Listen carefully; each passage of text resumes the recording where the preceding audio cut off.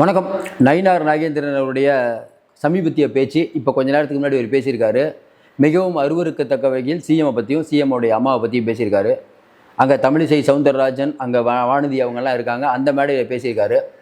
பாரத தேசம், பாரத் மாதா கி ஜெய், நாங்கள் இந்திய மாதாவை காப்பாற்ற போகிறோம் அப்படின்னு சொல்லக்கூடிய கட்சியுடைய இந்த பேச்சு அப்படிங்கிறது இது சாதாரண விஷயம் அப்படின்னு டக்குன்னு எல்லாரும் கடந்து போக முடியாது. இது ரொம்ப மோசமான விஷயம்.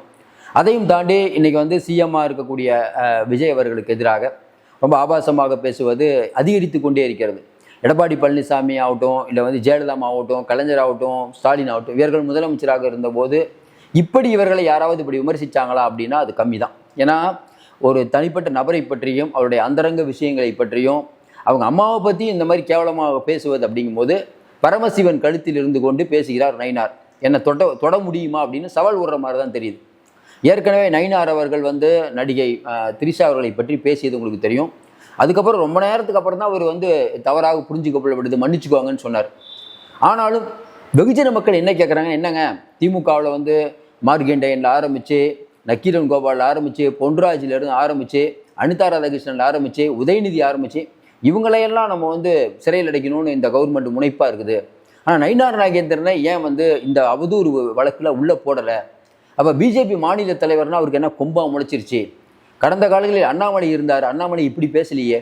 அண்ணாமலை பற்றி நமக்கு 1000 விமர்சனம் இருக்கணும். அண்ணாமலை இவ்வளோ மோசமாக இவ்வளோ கேவலமாக பேச மாட்டார். எங்கிருந்து இந்த தைரியம் நயினார் நாகேந்திரனுக்கு வந்ததுன்னா நம்ம ஏற்கனவே சொல்கிற மாதிரி தான். பார்த்துட்டு இருக்க மக்கள் நீங்கள் சொல்லுங்கள். இன்றைக்கி வெளியில் சாதாரணமாக நம்ம பார்க்குறோம், இன்றைக்கி முதல்வரை பற்றியும் பலவிதமான கருத்துக்கள் உலாவிட்டு இருக்குது. இதில் உள்ளே வைக்கக்கூடிய நபர்கள் அப்படிங்கிற லிஸ்ட்டு நம்ம எடுத்தோம்னா பல பேர் உள்ளே வைக்கிற வேண்டிய இருக்கும். நான் பேசிகிட்டு இருக்கும்போதே பல பேர் உங்கள் கமெண்ட்டை போட்டுட்ருக்கீங்க, சார் இவரை உள்ளே வைக்கணும், இவர் அவ்வளோ தூரம் பேசுகிறாரு, இவர் அவ்வளோ தூரம் பேசுகிறாருன்னு. ஏன் நம்ம கேள்றோம்னா, நயினார் நாகேந்திரன் அவர்கள் பேசுகிறது எப்பயுமே நயினார் நாகேந்திரன் அவர்களுக்கு ஏன் இவ்வளோ ஒரு நம்ம என்ன சொல்கிறது அந்த வார்த்தைன்னு தெரியல. நீங்களே அந்த வார்த்தையை ஃபில்லப் பண்ணிக்குவீங்கன்னு நினைக்கிறேன். இன்னொரு பக்கம் பார்த்தீங்கன்னா இன்றைக்கி முதல்வர் அசிங்கமாக பேசிட்டாரு, டேஷ்னு பேசிட்டாரு அப்படின்னு பல பேர் சொல்கிறாங்க.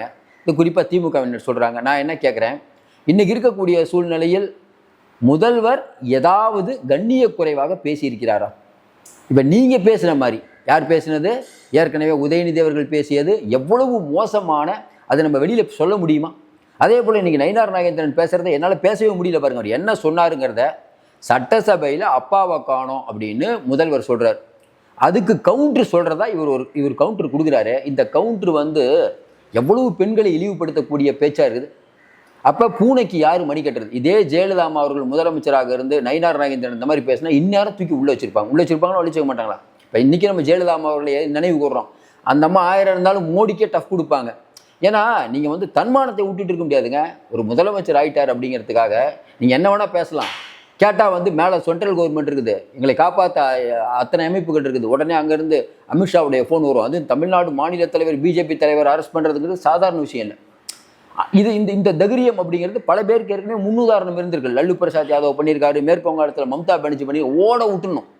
இன்றைக்கி இருக்கக்கூடிய சூழ்நிலையில் பிஜேபியில் 10 பேர் தமிழ்நாட்டில் இருந்துக்கிட்டு ஏதாவது பிஜேபி பற்றி நம்ம தப்பாக பேசிட்டோம்னா உடனே ஒரு 1000 கமெண்ட் போடுவாங்க. அந்த அளவுக்கு அவங்க ஆள் இருக்காங்களாம்.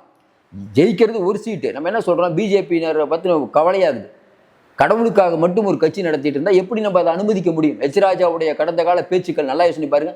நடிகைகளை பற்றியும் பெண் தொகுப்பாளர்களை பற்றியும் அவர் பேசக்கூடிய பேச்சு, பிஜேபியில் இருக்கும்போது எஸ்வி சேகர் அவருடைய பேச்சு, தொடர்ந்து உங்கள் டிஎன்ஏவே இப்படி இருக்கும்போது நம்ம என்ன பண்ணுறதுன்னே ஒன்றும் புரியல. இப்போவும் நம்ம சொல்கிறோம், அண்ணாமலை இருக்கும்போது பலவிதமான கருத்துக்களை பேசி இந்த மாதிரி கருத்துக்களை பேசியிருக்காரா?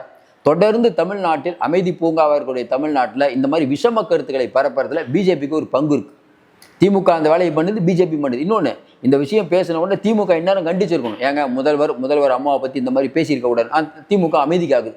ஏன்னா திமுகவுடைய டிஎன்ஏம் அப்படி தான், வேறு என்ன நம்ம பேசுறதுன்னு தெரியல. அதனால் நயினார் நாகேந்திரன் நிபந்தனையற்ற மன்னிப்பு கேட்கணும்னு தொடர்ந்து நிறைய பேர் சொல்கிறாங்க. நம்மை பொறுத்தவரையில் தொடர்ந்து எத்தனை தடவை தான் நீங்கள் மன்னிப்பு கேட்பீங்க? அப்போ என்னென்னா உங்களுக்கு என்ன தைரியம்னா பார்த்துக்கலாம், யாரும் நம்மளை ஒன்றும் பண்ண முடியாது, முதல்ல நம்ம மேலே எஃப்ஐஆரே போட மாட்டாங்க அப்படிங்கிற அந்த தைரியம் தானே. கண்டிப்பாக இந்த மாதிரி பேசக்கூடியவர்கள், நக்கீரன் கோபாலுக்கு என்ன ஒரு தண்டனையும் அதே தண்டனை இவருக்கு கொடுக்கப்பட வேண்டுங்கிறது தான் வெகுஜன மக்களின் எண்ணமாக இருக்கும். தொடர்ந்து முதல்வருக்கு மேலே ஒரு அனுதாபம் மக்கள்கிட்ட இருக்குது. உண்மைதான். என்னப்பா இவர் முதலமைச்சர் ஆனவொன்னே அவங்க அம்மா பற்றி பேசுகிறாங்க, அவங்க அப்பா பற்றி பேசுகிறாங்க, எவ்வளோ கேவலமாக பேசுகிறாங்க, குடும்பத்தை பற்றி பேசுகிறாங்க.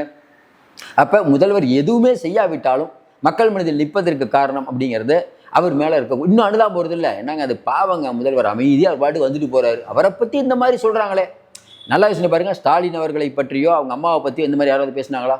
எடப்பாடி பழனிசாமி அவங்க அம்மாவை பற்றி ராசா பேசின உடனே எடப்பாடி பழனிசாமி கண்ணீர் சிந்தினார். உண்மைதான், இந்த தப்பான வார்த்தை தான்.